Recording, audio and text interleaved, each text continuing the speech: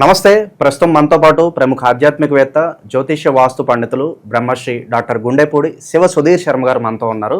So July మాసంలో పరిస్థితి ఏ విధంగా ఉండబోతుందో గురుగారిని అడిగి తెలుసుకుందాం. నమస్కారం గురుగారు. శ్రీమాత్రే నమః. శ్రీ గురుభ్యో నమః. గురుగారు, జూలై మాసం, అందులోనూ ఆషాఢ మాసం, ఇక మకర రాశి వారి పరిస్థితి ఏ విధంగా ఉండబోతుంది? ఎలాంటి జాగ్రత్తలు, పరిహారాలు తీసుకుంటే బాగుంటుందంటారు? ముఖ్యంగా మకర రాశి వారు నాన్న వీళ్ళు అన్ని చోట్ల మనలేరు, అంటే అన్ని చోట్ల సౌకర్యవంతంగా ఉండలేరు. వీళ్ళు కొన్ని నిర్దిష్టమైనటువంటి స్థానాల్లో మాత్రమే వీళ్ళకు ఉండేటువంటి స్థాయిని కానీ వీళ్ళకు ఉండేటువంటి గొప్ప లక్షణాలు కానీ చూపించగలుగుతారు. ఎక్కడికి వెళ్ళినా కూడా సాయంత్రానికల్లా ఇంటికి వచ్చేయాలనే అంతే భావన ఉంటుంటుంది. అస్సలు అంటే అది చెప్తున్నా కదా, అన్ని చోట్ల ఉండలేక, అందరితో మింగిల్ అవ్వలేక. కానీ మంచివాళ్ళు, లక్షణం మంచి లక్షణం. చూడటానికి కొంచెం కటువుగా కనబడతారు. అమ్మో వీడు చాలా గర్వం ఎక్కువరా అనుకుంటారు. కానీ ఒకసారి టచ్ చేస్తే వెన్నపూస కంటే కూడా మెత్తగా ఉంటారు వీళ్ళు. అంత మంచి లక్షణాలు. కాకపోతే బద్ధకం ఎక్కువ. రేపు చేద్దాం చివరికి ఇంతవరకు కుతికిల మీదకి వచ్చేంత వరకు పనులు చేయరు. అప్పుడు హడావిడి పడిపోతుంటారు. వీళ్ళకుండే ఇంకొక లక్షణం ఏంటంటే, రేపు పొద్దున్నే లేచి పని చేసుకుందాం అని రాత్రికి మొత్తం ప్రిపేర్ అవుతాడు. రేపు పొద్దున్నే లేవాలి, ఈ సబ్జెక్ట్ తీసుకోవాలి, చదువుకోవాలి, కంఠస్థ పట్టాలి, మైండ్కి ఎక్కించుకోవాలి అని పడుకుంటాడు. లేదు, రేపు పొద్దున్న 6 లేవాలి, మా అమ్మ కంటే నేను ముందు లేవాలి, మా అమ్మకి కాఫీ ఇవ్వాలని పడుకుంటాడు. లేదు, మా నాన్నగారికి పొద్దున్నే లేచి నేనే గుడ్ మార్నింగ్ చెప్పాలి, ఆయన చెప్పే ముందే అనుకుంటాడు. రోజు వాళ్ళ నాన్న చెబుతూ ఉంటాడు. మళ్ళీ మరుసటి రోజు కూడా వాళ్ళ నాన్నే వచ్చి చెప్తారు, వాళ్ళ అమ్మగారి వచ్చి కాఫీ ఇస్తారు. వీళ్ళు లేవడం మళ్ళీ 8 లేస్తాడు. అంటే ఏదైతే అనుకుంటుంటారో దాని వాయిదా పద్ధతి, ఆ వాయిదా వేయడం ద్వారా ఎక్కువ నష్టపోయేటువంటి అవకాశాలు ఉన్నాయి.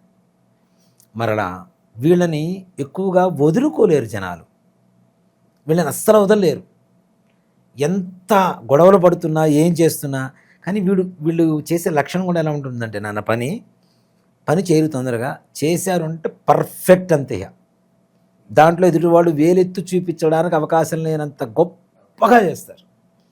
దానివల్ల ఏంటి, అరే వీడు పని చేయడం లేట్ అయినా కరెక్ట్గా చేస్తాడా అనేటువంటి ఉద్దేశంతో వీళ్ళని వదులుకోవడం అనేటువంటి తొందరగా ఇష్టపడినటువంటి పరిస్థితి.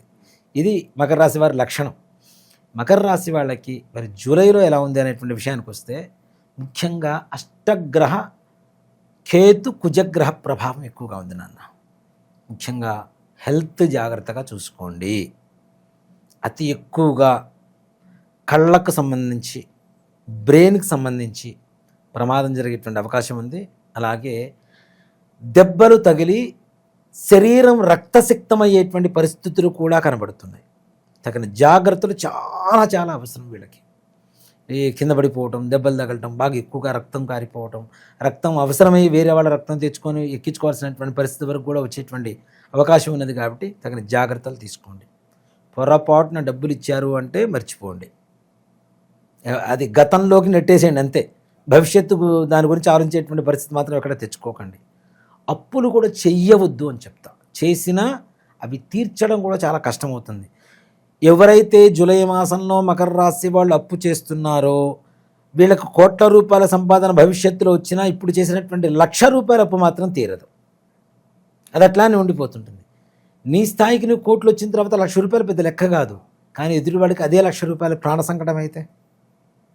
కాబట్టి దయచేసి అప్పులు చేయకండి, అప్పులు ఇవ్వకండి. జాయింట్ బిజినెస్ పొర్రపాటును కూడా ముందుకు వెళ్ళకండి.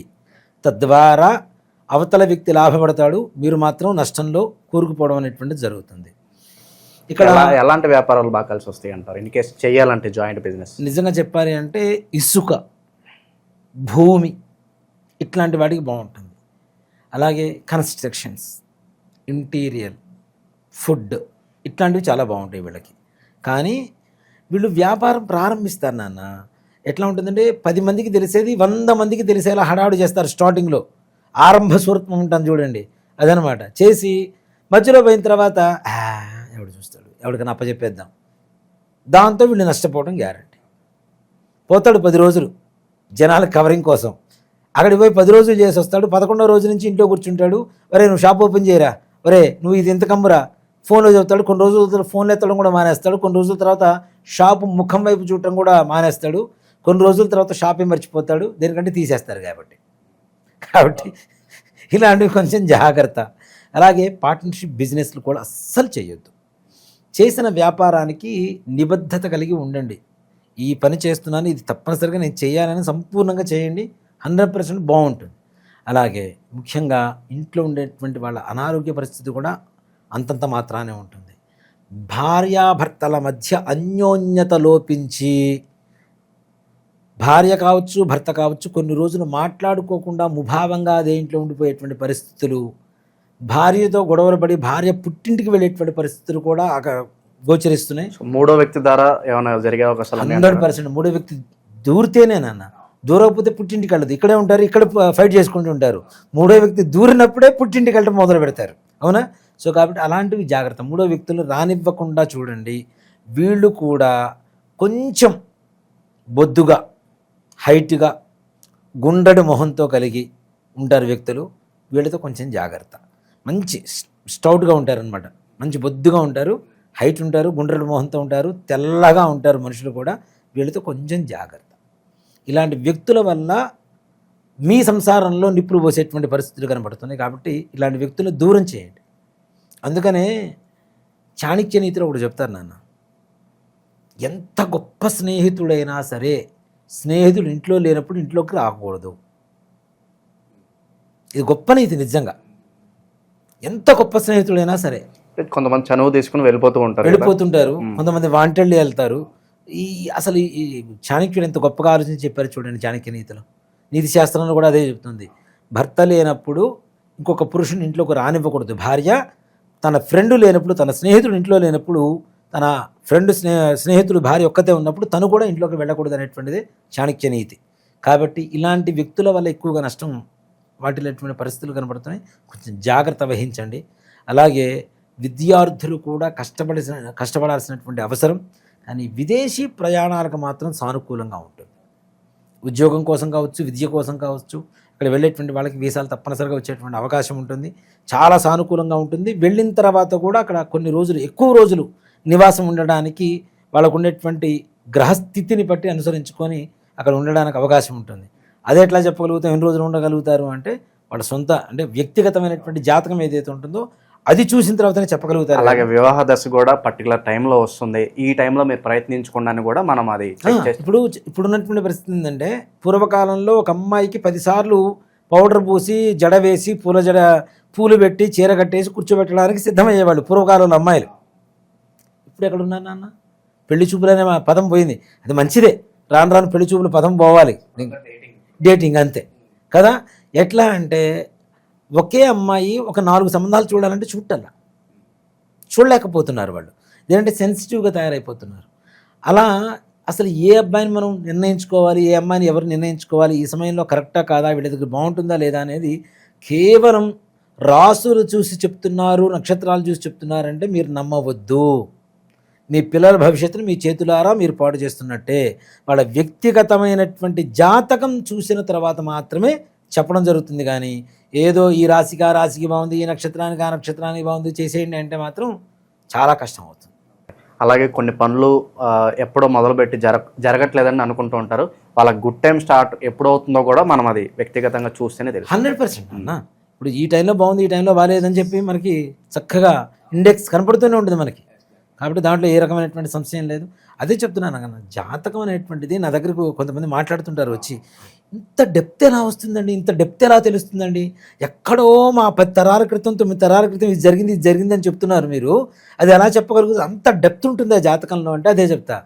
తెలుసుకోవాలి కానీ ఇంకా మహాసముద్రం లోపలికి పోతూనే ఉంటామమ్మా. జాతకానికి ఎక్కడ ఎండ అనేది లేదు, రకరకాల దశలు ఉంటాయి. మీ గతం ఏంటి, ప్రజెంట్ మీకు ఏ దశ నడుస్తుంది, భవిష్యత్తులో ఎలాంటి జాగ్రత్తలు తీసుకోవాలి? నాన్న వాళ్ళకి గతం చెప్పకపోతే భవిష్యత్తు నమ్మరు కదా నాన్న, అవునా? గతంలో ఏం జరిగిందో చెప్పాలి, అది చెప్తేనే భవిష్యత్తు కోసం మనం చెప్పిన దాని మీద నమ్మకం ఉంటుంది తప్పనిసరిగా. కాబట్టి నేను ఫస్ట్ గతాన్నే చెప్తా, నేను భవిష్యత్తును కూడా చెప్పను తొందరగా ఎవరికి. ఫస్ట్ గతంలో జరిగినటువంటి కష్టాలేంటి, నష్టాలేంటి, లేదు ఇక్కడి నుంచి బాగుంటుందమ్మా, ఇది కరెక్ట్. అంతేగాని జాతకం చూడగానే ఇక్కడి నుంచి బాగుంటుందమ్మా, మీకేం పర్లేదు వెళ్ళిరండి అంటే వాడు మన దగ్గరకు వచ్చేది ఎందుకు కదా. సో కాబట్టి ఈ విధంగా వ్యక్తిగతమైనటువంటి జాతకం చూస్తే చెప్పడానికి అవకాశం ఉంటుంది, దాన్ని ఫాలో అవ్వాల్సిన పని. పితృదోషాలు ఉన్నాయని చెప్పి చాలా వరకు కూడా అడుగుతున్నారు. అవును, పితృదోషం, స్త్రీ శాపం, వీటి వల్ల అత్యధికమైనటువంటి బాధలు అనుభవిస్తున్నారు. ఇలాంటి వాటికి ఒకటే పరిహారం చూస్తుంటాం. One and only solution remedy అనుకోవచ్చు దీనికి. అంతే. ప్రపంచంలో ఎవరు ఎన్ని చెప్పినా, ఇప్పుడు నేను సుధీర్ శర్మ ఉన్నానండి, సుధీర్ శర్మ లాంటివాడే, సుధీర్ శర్మ కాడు కదా. ఇది కూడా అంతే. చాలామంది చాలా రకాల ప్రయత్నాలు చేస్తున్నారు. అంటే ఎవరికి తోచిన విధంగా వాళ్ళకు చెప్తే అది నిజమైపోదుగా. నిజం చెప్పడమే నిజం కదా. నాకు తోచింది చెప్తే నిజం కాదు, నిజాన్ని చెప్పగలిగితే నిజం అవుతుంది. దీన్ని రకరకాలుగా మారుస్తూ ఉన్నారు. కానీ గోకర్ణంలో ఉండేటువంటి మోక్షనారాయణ బలి ఏదైతే ఉంటుందో అది అమావాస్య రోజున ఎవరైతే చేయించుకుంటారో వాళ్ళకి సంపూర్ణమైనటువంటి పితృదోష స్త్రీశాప నివారణ, తద్వారా కనీసం వచ్చే సంవత్సరం నాటికి పూజ చేయించుకున్న రోజు నుంచి సంవత్సరం నాటికి వాళ్ళ జీవితం మారటం అనేది తథ్యం తథ్యం సత్యం సత్యం పునఃసత్యం. దాంట్లో ఏ రకమైనటువంటి అనుమానం లేదు నాన్న. దాంట్లో ఎంత గొప్పగా ఉంటుందో అంత గొప్పగా ఉంటుంది. దానికి బెస్ట్ ఎగ్జాంపుల్ నేనే చాలు చూసే జనాలకి. ఎంతోమంది వస్తున్నారు గురుగారు మీ ఆధ్వర్యంలో, మేము కూడా ఆ గోకర్ణ వస్తామండి, పూజ చేయించుకుంటామండి అని చెప్పి చాలా మంచి రెస్పాన్స్ వస్తుంది. సో పర్సనల్గా తప్పనిసరిగా రమ్మని చెప్పండి. అయ్యో తీసుకెళ్తాను. ప్రతి అమావాస్యకి వెళ్తూ ఉంటాం, అమావాస్యకి అక్కడ ఉంటాం. తప్పనిసరి ఇక్కడి నుంచే బయలుదేరుతాం. రాండి, చక్కగా చేయించుకోండి, అన్ని బాధ నివృత్తి కలుగు చేసుకోండి. అక్కడ వివరంగా చేయించేటువంటి గురువు గారిని కూడా ఎంచుకొని మరీ పెడుతూ ఉంటాం మనం, పురోహితులు కూడా.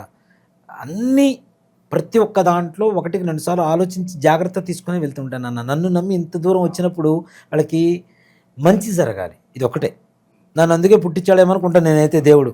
అంటే గోకర్ణానికి ఇంతమందిని తీసుకుని వెళ్ళి వీళ్ళ కర్మ నివృత్తి చేయరా అని చెప్పడం కోసమే భగవంతుడు నన్ను పుట్టించి ఈ స్థాయికి తీసుకొచ్చి ఇదే ప్రయాణాలు ఎక్కువగా చేసేట్లుగా చేస్తున్నాడేమో అని నేను భగవంతుడి అనుజ్ఞ అనుకొని స్వీకరిస్తూ ఉన్నాను. ఆ బాధ్యతలు తీసుకొని చేస్తూ ఉన్నాను. ప్రజెంట్ గ్రహస్థితి బట్టి గురుగారు ఎలాంటి పరిహారాలు దైవారాధనలు బాగా అవసరం అంటారు వీళ్ళకి?